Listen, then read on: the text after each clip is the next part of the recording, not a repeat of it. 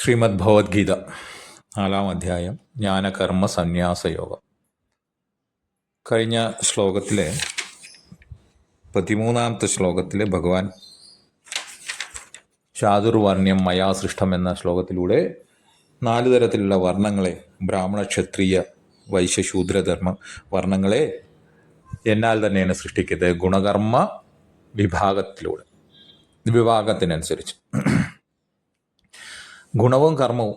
അപ്പോൾ ഗുണങ്ങളെക്കുറിച്ചും കർമ്മങ്ങളെക്കുറിച്ചും വർണ്ണങ്ങളെക്കുറിച്ചും അതൊക്കെ എന്താണെന്നുള്ളത് വ്യക്തമായിട്ട് നമ്മൾ കഴിഞ്ഞ വീഡിയോയിൽ ചർച്ച ചെയ്യുകയുണ്ടായി. അപ്പോൾ ഭഗവാൻ ഒന്നും ചെയ്യുന്നില്ല, ഇതെല്ലാം കർത്താവാണെങ്കിൽ അകർത്താവാണ്, അവ്യയമാണെന്നുള്ളത് ഭഗവാൻ അവിടെ ആ ശ്ലോകത്തിൽ പറയുകയുണ്ടായി. അതിനെക്കുറിച്ച് നമ്മൾ ചർച്ച ചെയ്തു.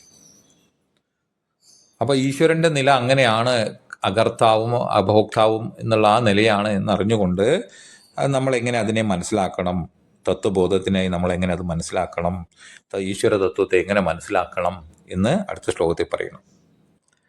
നമാം കർമാണി ലിംബന്തി നമേ കർമ്മഫലേ സ്പൃഹ ഇതി മാം യോ അഭിജാനാതി കർമ്മഭിർന സ ബധ്യതേ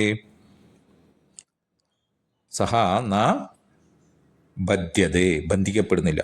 ഏതിൽ നിന്നും? കർമ്മഭിഹി, കർമ്മത്തിൽ നിന്നും അങ്ങനെയുള്ള ഒരുവൻ ബന്ധിക്കുന്നില്ല. എങ്ങനെയുള്ള ഒരുവൻ?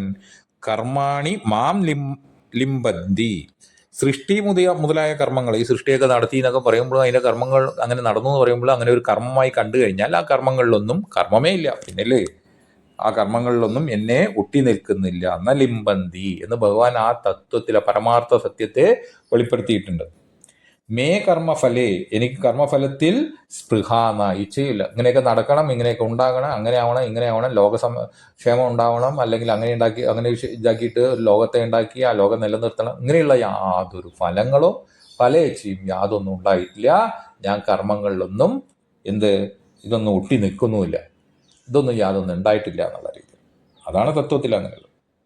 ഇവിടെ ഈ കർമ്മങ്ങളൊക്കെ നടന്നു എന്നിലുണ്ട് എന്ന് പറയുകയാണെങ്കിൽ അങ്ങനെ കർമ്മങ്ങളെ എന്നിലില്ല, ആ കർമ്മങ്ങളൊന്നും എന്നെ ബന്ധിക്കുന്നില്ല. സൃഷ്ടി നടത്തി എന്ന് പറഞ്ഞാലും ഈശ്വരനിൽ ആ മായയ്ക്ക് ആശ്രയിച്ചുകൊണ്ട് ഈ സൃഷ്ടി നടന്നു, മായയെ അധീനത്തിലാക്കി സ്വന്തം ഇതിലൊതുക്കി അങ്ങനെ സ്വന്തം മായയെ തന്നെ, സ്വപ്രകൃതിയെ തന്നെ നിർത്തി അങ്ങനെ ചെയ്തു എന്നാണെങ്കിൽ ചെയ്തിട്ടുണ്ട്. ഇത് നമ്മുടെ അനുഭവമാണ് സൃഷ്ടി. അപ്പൊ ആ അനുഭവത്തിന് അജ്ഞാനിക്കാണ് ഈശ്വരൻ, ഈ സൃഷ്ടിയും സൃഷ്ടാവും എല്ലാം. അപ്പൊ അങ്ങനെ ആ സൃഷ്ടാവ് അജ്ഞാനിക്കുണ്ട്, ഇല്ല എന്നല്ല. തത്വജ്ഞാനിയെ സംബന്ധിച്ചോളം, അങ്ങനെ ഈശ്വരനെ സംബന്ധിച്ചോളം ഇന്നതാണെന്നല്ല. പക്ഷേ ഒരു അജ്ഞാനി ഇതൊന്നും നടന്നിട്ടില്ല എന്നല്ലല്ലോ. അവൻ്റെ അനുഭവം സൃഷ്ടിയുണ്ട്, ഞാനുണ്ട്, ആ എല്ലാം ഉണ്ട്, സ്വാർത്ഥതയ്ക്കുണ്ട്, അവിടെ അഹന്തയുണ്ട്, ഇവിടെ ഇങ്ങനെ ലോകത്തെ കാണുന്നുണ്ട്, കർമ്മമുണ്ട്, ഞാൻ ചെയ്യുന്നു എന്നുള്ളതുണ്ട്, ഞാൻ ഭുജിക്കുന്നു എന്നുള്ളതുണ്ട്, എല്ലാം ഉണ്ട്. അവനെ സംബന്ധിച്ചോളം യോഗമുണ്ട്. അത് അങ്ങനെ ഉണ്ടാക്കിയതാരാ? ഇപ്പൊ സ്വപ്ന ദ്രഷ്ടാവ് അവിടെ അവന് സത്യബുദ്ധി തന്നെയാണുള്ളത്, അവനുണ്ട്, അവൻ കർമ്മങ്ങൾ ചെയ്യുന്നുണ്ട്, എല്ലാം ചെയ്യുന്നുണ്ട്. ഉണർന്ന ശേഷമാണ് അത് ഞാനൊന്നും ചെയ്തിട്ടില്ല അല്ലെങ്കിൽ ഇങ്ങനെ ഒന്നും നടന്നിട്ടില്ല എന്ന് പറയുന്നു. ഉണർന്നവനെ സംബന്ധിച്ച് യാതൊന്നുമില്ല. പക്ഷേ സ്വപ്നം കണ്ടുകൊണ്ടിരിക്കെ എന്താണ്? അത് സത്യബുദ്ധി തന്നെയാണ്, അവിടെ നടന്നിട്ടുണ്ട്, ഉണ്ടായിട്ടുണ്ട്. അപ്പൊ അത് ആര് സൃഷ്ടിച്ചു? അപ്പൊ ഇതിനൊരു സൃഷ്ടാവ് ആരാണ്? അതെങ്ങനെ നിലനിന്ന് പോകുന്നു? അതെല്ലാം എന്താണ്? അതെല്ലാം അവിടെ ഈശ്വരനാണ്. അപ്പോൾ ഒരു അജ്ഞാനിയെ സംബന്ധിച്ചോളം, അല്ലെങ്കിൽ സ്വപ്നദ്രഷ്ടാവിനെ സംബന്ധിച്ചോളം എപ്രകാരമാണോ സൃഷ്ടിയും സൃഷ്ടാവും എല്ലാം ഉള്ളത്, അതുപോലെ തന്നെ അജ്ഞാനിക്ക് ഇവിടെയുണ്ട്. അപ്പോൾ അതിനനുസരിച്ച് കർമ്മങ്ങളുണ്ട്, കർമ്മഫലങ്ങളുണ്ട്, അതെല്ലാം ഉണ്ട്. അതൊക്കെ സത്യം തന്നെയാണ്. ആ ഫലത്തിനനുസരിച്ച് ധർമ്മമാണെങ്കിൽ പുണ്യമാണെങ്കിൽ ധർമ്മത്തിനനുസരിച്ച് നല്ല കാര്യങ്ങൾ സത്കർമ്മങ്ങളിലൂടെ പുണ്യം കിട്ടും, അസത്കർമ്മത്തിലൂടെ പാപം കിട്ടും. അപ്പോൾ അതിനനുസരിച്ച് ആ കർമ്മഫലത്തിനനുസരിച്ച് പുണ്യപാപങ്ങൾക്കനുസരിച്ച് ജന്മങ്ങൾ, മൃത്യു, പിന്നെയും ജന്മങ്ങളൊക്കെ ഉണ്ടാവും. അപ്പോൾ അതെല്ലാം സത്യം തന്നെയാണ്. ആർക്ക്? അജ്ഞാനിക്ക്. അപ്പോൾ അതെല്ലാം അവിടെ ഈശ്വരനുണ്ട്, ഈശ്വരൻ സത്യമാണ്. അവിടെ സൃഷ്ടാവായ ഒരു ഈശ്വരനും സത്യമാണ്. അപ്പോൾ ആ ഈശ്വരൻ സത്യത്തിൽ എങ്ങനെയാണ്? ഇവിടെ യാതൊന്നും ഞാൻ ചെയ്തിട്ടില്ല, അല്ലെങ്കിൽ ഇതിലെ ഫലങ്ങളിലൊന്നും എനിക്ക് ഇച്ഛയില്ല. ഈശ്വരൻ ആത്മതത്വത്തിൽ ഇതൊന്നും യാതൊന്നും ഉണ്ടായിട്ടില്ല. സ്വപ്നത്തിൽ വല്ലതും നടന്നിട്ടുണ്ടോ? അങ്ങനെ വല്ലതും ചെയ്തോ? ഭഗവാൻ സൃഷ്ടിച്ചോ? വല്ലതും ഉണ്ടായോ? അത് നിലനിൽക്കുന്നുണ്ടോ? എന്ന പോലെ തന്നെ ഇവിടെയും യാതൊന്നും നടന്നിട്ടില്ല, യാതൊന്നും ചെയ്തിട്ടില്ല. പക്ഷെ ഒരു അജ്ഞാനിക്ക് സൃഷ്ടിയുണ്ട്, സൃഷ്ടാവുണ്ട്, ഫലങ്ങളുണ്ട്, അതിൻ്റെ ഗുണങ്ങളുണ്ട്, എല്ലാം ഉണ്ട്. നമ്മൾ നല്ല കാര്യങ്ങൾ ചെയ്യുമ്പോൾ, അല്ലെങ്കിൽ ഈശ്വരൻ പറഞ്ഞ യജ്ഞാദികളെ കാര്യങ്ങളൊക്കെ ചെയ്യുമ്പോൾ നമുക്ക് അതിൻ്റെ ഫലങ്ങൾ കിട്ടുന്നുണ്ട്. അത് ലോകസേവ ആയാലും അതെല്ലാം ഉണ്ട്, സത്യം തന്നെയാണ്. ആർക്ക്? ഒരു അജ്ഞാനിയെ സംബന്ധിച്ചോളം. ഈശ്വരന് അങ്ങനെയൊന്നും ഉണ്ടായിട്ടില്ല. അങ്ങനെ മറ്റൊന്നും അവൻ കർമ്മങ്ങളിലേക്ക് വന്നിട്ടില്ല, കർമ്മം ചെയ്തിട്ടില്ല, അല്ലെങ്കിൽ കർമ്മഫലയിൽ ഇച്ഛയില്ല, കർമ്മം ചെയ്യുന്നില്ല, തന്നിൽ കർമ്മങ്ങളില്ല. ആ നില അറിയണച്ചാലോ അതിനാണ് തത്വബോധം വേണ്ടത്. ആ തത്വബോധത്തിൽ ഇല്ലാത്തവന് ഇതെല്ലാം ഉണ്ട്. ശാസ്ത്രമുണ്ട്, ഗുരുവുണ്ട്, കർമ്മമുണ്ട്, എല്ലാം ഉണ്ട്, കർമ്മയോഗമുണ്ട്.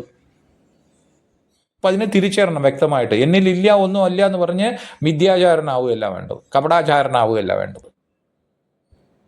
കാര്യങ്ങളെ വ്യക്തമായി മനസ്സിലാക്കണം. എന്തുകൊണ്ടാണ് ഈ ആത്മീയത തിരിഞ്ഞാൽ അവൻ മടിയനാവും, അല്ലെങ്കിൽ കർമ്മം ചെയ്യാനില്ലാത്തവനും, അല്ലെങ്കിൽ അവൻ അങ്ങനെയാവും എന്നൊക്കെ പറയുന്നത് ഈ കാര്യങ്ങളെ ശരിയായി മനസ്സിലാക്കാത്തതുകൊണ്ടാണ്. ഈ കാര്യങ്ങളെ വ്യക്തമായി മനസ്സിലാക്കുക.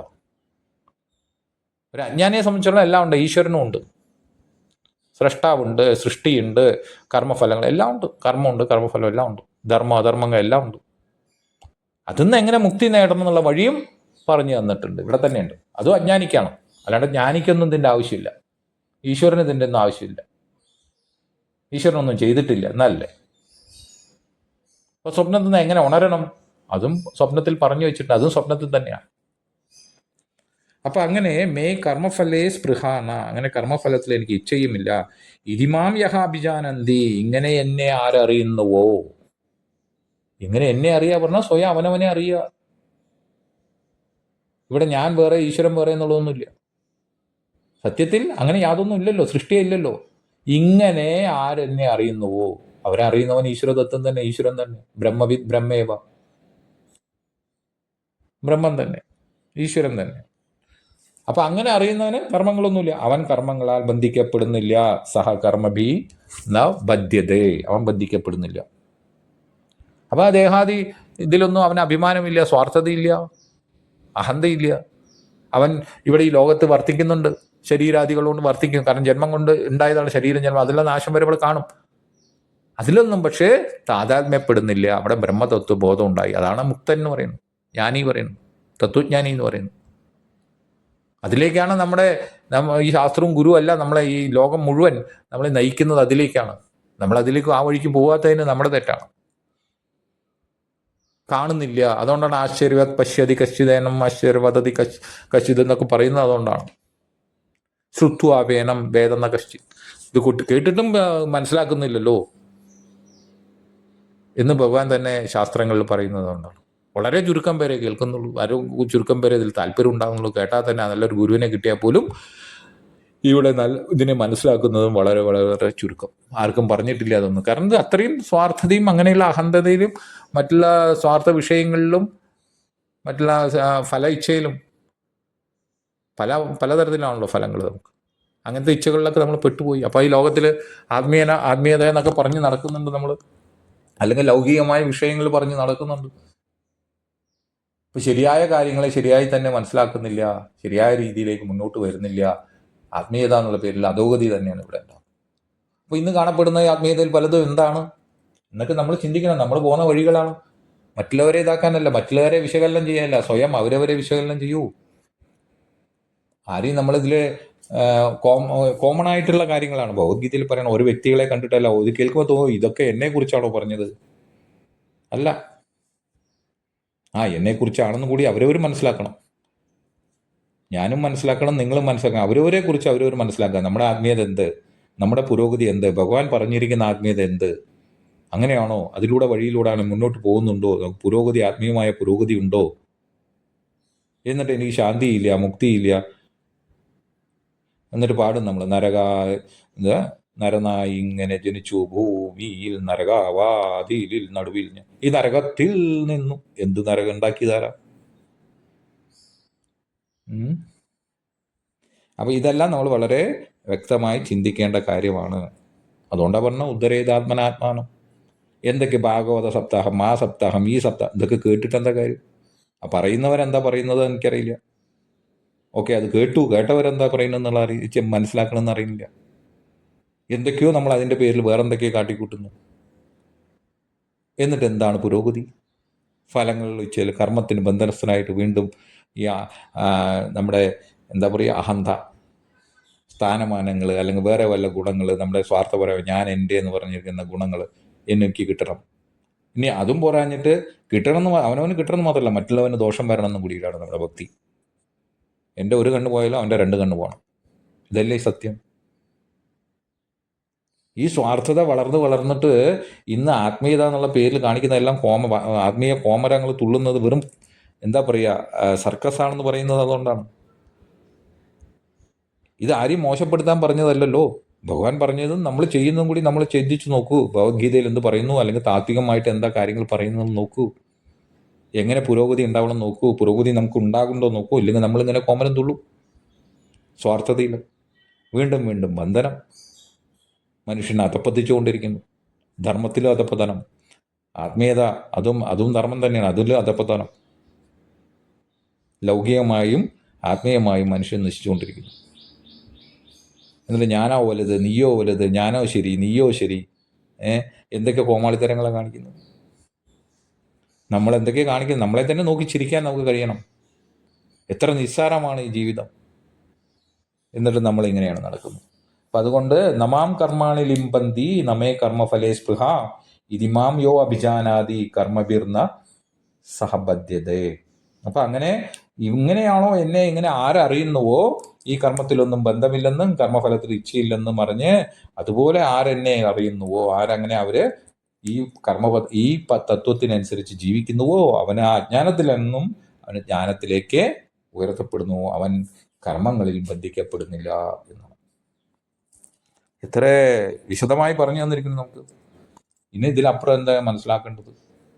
ഈ കാര്യങ്ങൾ എങ്ങനെ മനസ്സിലാക്കിയിട്ടെങ്കിലും നമ്മുടെ പ്രവൃത്തിപഥത്തിൽ മാറ്റം ഉണ്ടാക്കണ്ടേ, നമ്മുടെ ചിന്തകളിൽ മാറ്റം ഉണ്ടാക്കണ്ടേ, നമ്മുടെ ജീവിതത്തിൽ മാറ്റം ഉണ്ടാക്കണ്ടേ? പിന്നെയും ശ്രമിക്കുന്നില്ല എന്ന് പറഞ്ഞാൽ ആരുടെ തെറ്റാ? കണ്ണടച്ചിട്ട് ഇരിക്കുന്നവനെ ഉണർത്താൻ സാധിക്കും. ഇവിടെ ഒരു മുക്കുവൻ ഒരു വല വീശി, പണ്ട് നമ്മൾ ചില മഹാത്മാക്കൾ പറയുന്നുണ്ട് ഉദാഹരണം. മുക്കുവൻ വല വീശി, കുറേ മീനുകൾ അതിൻ്റെ ഉള്ളിൽ പെട്ടു. മുക്കുവൻ എപ്പോൾ കാണിച്ചാലും വല വലിച്ച് കരയിലേക്ക് എടുക്കാം, നാശം തന്നെയാണ്. ചില മീനുകൾക്ക് മനസ്സിലായി, അവർ ചാടി പുറത്ത് ചാടി. ചില മീനുകൾ പരിശ്രമിച്ചുകൊണ്ടിരിക്കുന്നു പുറത്തേക്ക് ചാടാൻ, സാധിക്കുന്നത് അത്ര പറ്റുന്നില്ല. ചിലവർ അറിഞ്ഞുകൊണ്ട് അതിൻ്റെ ഉള്ളിൽ തന്നെ വട്ടതിരിഞ്ഞ് കളിക്കുകയാണ്.